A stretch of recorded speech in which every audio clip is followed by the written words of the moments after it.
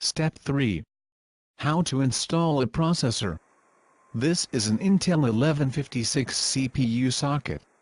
Gently push the lever handle down and away from the socket, and lift upward. This will release the plastic protector.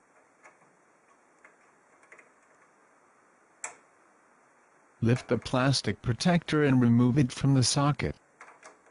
When fitting a processor into the socket, be careful to fit it correctly. To make sure this i3-540 processor only fits one way, there are 2 notches on each side of the processor. There is also a little gold triangle in one corner to indicate that it's pin 1.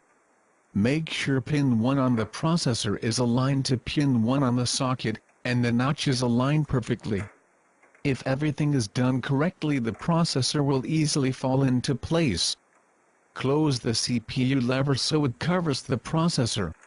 Finally, close the lever handle by pushing down, then towards the socket, until it locks into position. The next thing to do is to fit the CPU cooler. If you have a retail box processor, it will come with an Intel CPU cooler like this one. It has thermal paste applied on the heatsink, so there is no need to add extra. The cooler has 4 push pins that fit perfectly into the holes in the motherboard.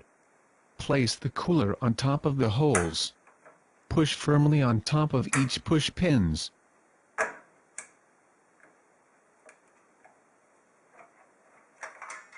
You will hear a click on each one to confirm it's locked into position.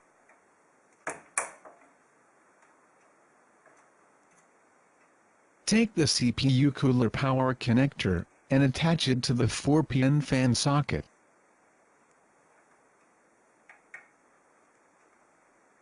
This is a very important step as it powers the fan on top of the heatsink, which keeps the CPU cool.